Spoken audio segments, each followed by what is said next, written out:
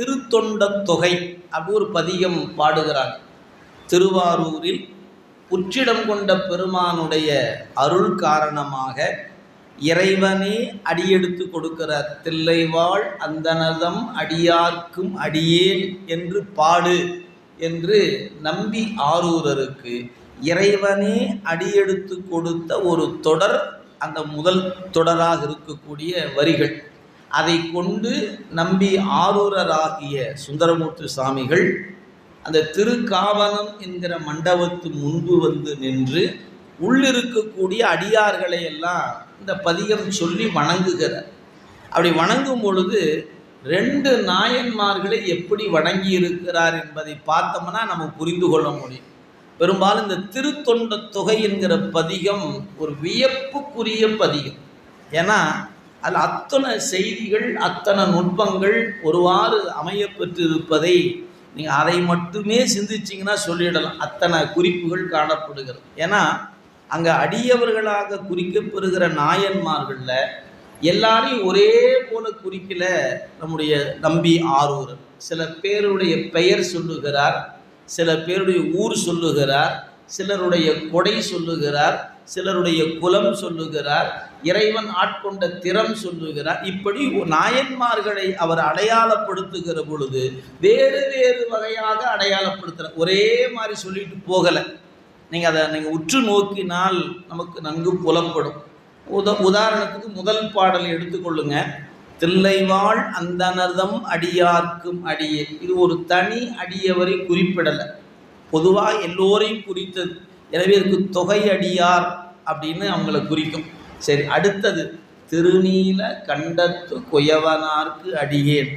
திருநீல கண்டர் என்பது திருநாமம், அவருடைய மரபு குயவர் என்கிற மரபு, அவருக்கு நான் அடியேன். திருநீல கண்டத்து குயவனார்க்கு அடியேன்.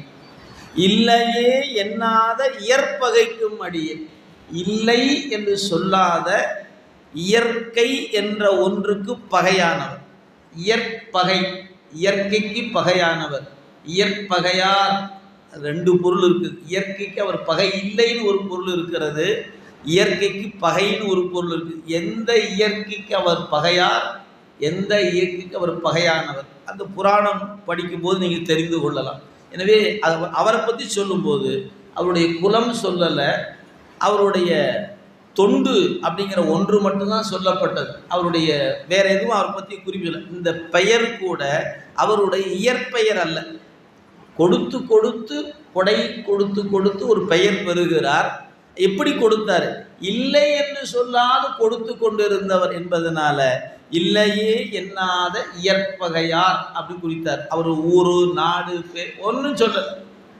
அடுத்த வரி சொன்னார், இல்லையே எண்ணாத இயற்பகைக்கும் அடியேன் அப்படின்னு சொன்னவர் தில்லைவாழ் அந்தனதம் அடியார்க்கும் அடியேன், திருநீல கண்டத்து குயவனார்க்கு அடியேன், இல்லையே எண்ணாத இயற்பகைக்கும் அடியேன், இளையாந்தன் குடிமாறன் அடியார்க்கும் அடியேன்.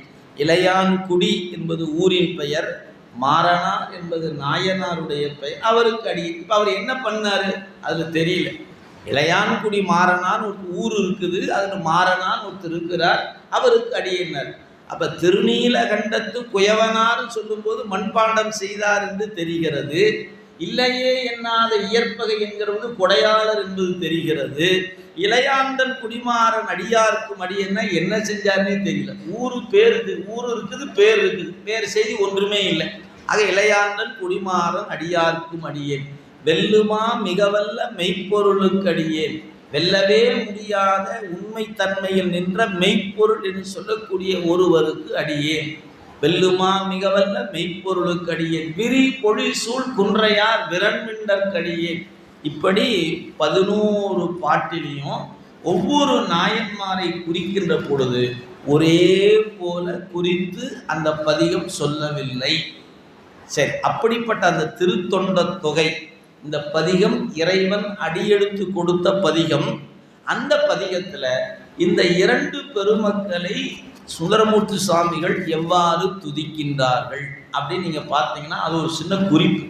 இப்போ இந்த நாயன்மார்களை வணங்கும் போது ஒரு அடியில் வணங்குவது, அரை அடியில் வணங்குவது, கால் அடியில் வணங்குவது, வரி கணக்கில் சொன்னீங்கன்னா அந்த 8 சீர் உடையது அந்த பாட்டு. 8 சீர்.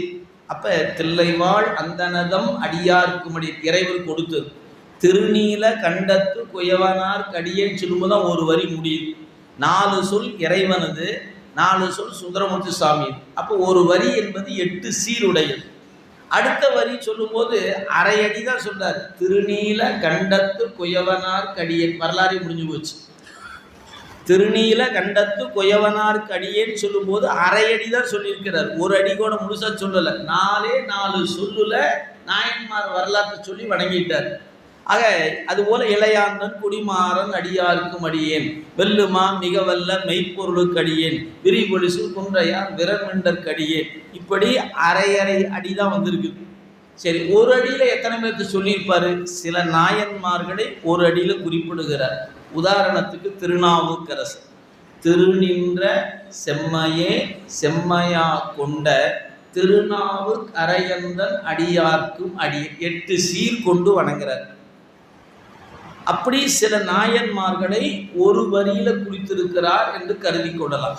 இன்னும் சில பேர் ஒரு வரி இல்லை, அரை வரியும் இல்லை, காலடி தான்.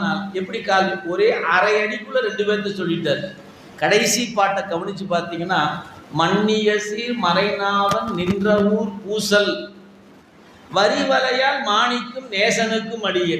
வரிவலையாள் என்பது மங்கையர்க்கு அரசியார், நேசநாயனார் என்று ஒரு நாயனார், 2 பேர்த்தையும் அரை அடியில் சொல்லி அடக்கிட்டு போயிட்டார். மொத்த வரி, அந்த ஒரு வரி எடுத்துட்டீங்கன்னா 3 நாயன்மார் குறிக்கப்படுகிறாங்க. மன்னிய சீர் மறை நாவன் நின்ற ஊர் பூசல், பூசலார் என்பதுக்கு அரை அடி, மங்கையர் கரசியாருக்கும் நேசநாயனாருக்கும் அரை அடியில் பாதி தான், காலடி தான் கொடுத்துருக்கிறார். வரிவளையால் மாணிக்கும் நேசனுக்கும் அடியேன். அப்படி சில நாயன்மார் முருகனுக்கும் உருத்திர பசுபதிக்கும் அடிப்பேர். முருகன் பேர் தான் சொன்னார். எந்த குலத்தில் பிறந்தார், எந்த ஊரில் பிறந்தார், என்ன பணி செய்தார், எந்த குறிப்பும் இல்லை. இப்படி அந்த திருத்தொண்ட தொகை என்கிற பதிகத்தை மட்டுமே நோக்குனா வியந்து பார்க்கலாம். அத்தனை செய்திகள் அந்த ஒரு பதிகத்துக்குள்ள கொட்டி கிடக்கிறது.